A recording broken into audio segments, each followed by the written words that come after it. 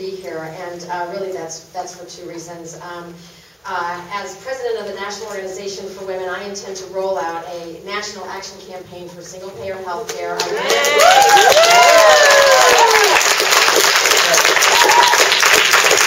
I am going to want to work with you. And the other reason I'm here is I really need your help today, this week, next week, for the next month. I really need your help.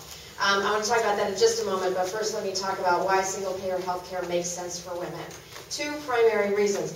First, our healthcare system today is employment-based, right? And that systematically discriminates against women, right? Women are overrepresented in part-time work, which doesn't have employer-provided health care. And we are overrepresented in non-union work. And we are overrepresented in minimum wage jobs. All of these jobs, the employer doesn't provide health care. So as long as we have a system that is centered around employment, women will be badly served by it. Medicare for all, single-payer health care would solve the problem. The second way in which women are discriminated against under the current system is that insurance companies across the entire country are allowed to charge up to 50% more for premiums to women than was charged to men. It's called gender rating.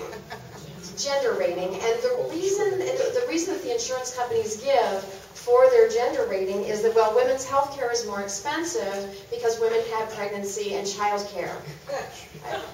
So first of all, note that any woman, even if she never becomes pregnant and never has a child, is still subject to gender rating and is still going to be paying more. That's number one.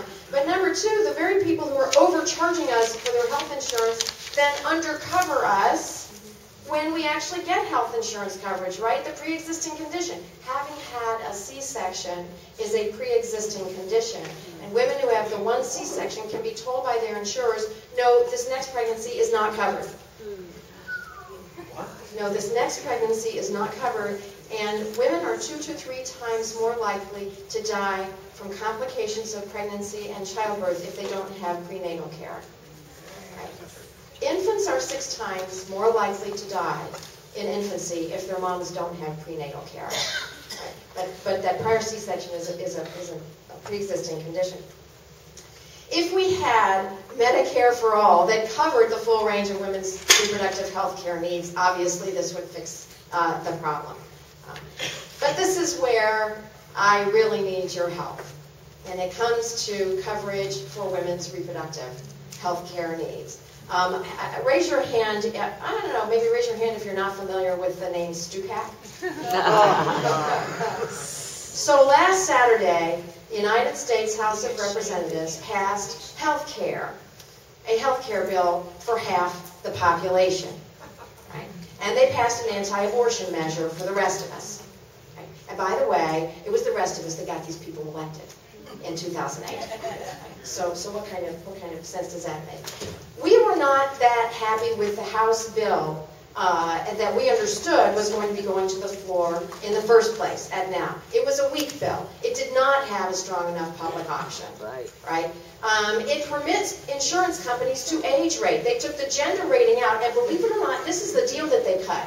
Because we're going to lose profits from gender rating, y'all are going to take gender rating away from us, we want to be able to age rate. So now under the health bill, insurance companies can charge twice as much for premiums for people aged 40 to 64 as they do for others. After 64, you go on Medicare, right? So you get, by the way, in the Senate Finance Committee bill, it's 4 or 5 times.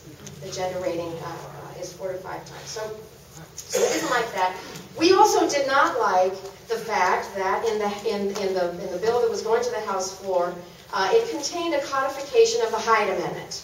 And you all are familiar with the Hyde Amendment, right? This is the amendment that is well documented to result in the deaths of women.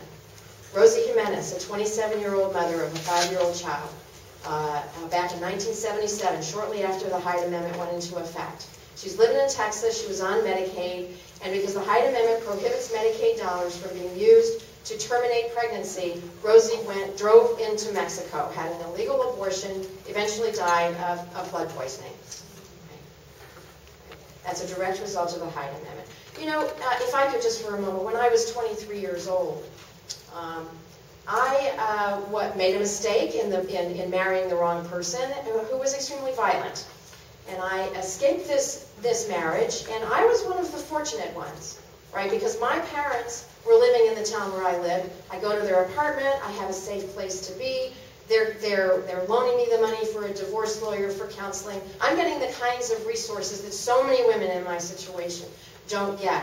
And what happens after I've been there a few weeks, I suddenly realize, I might be pregnant. I might be pregnant. It turns out I wasn't. Stress can do things to a young woman's body.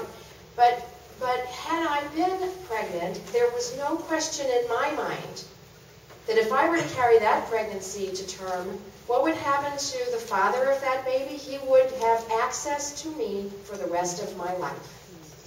And I knew at 23 years old that I didn't deserve that.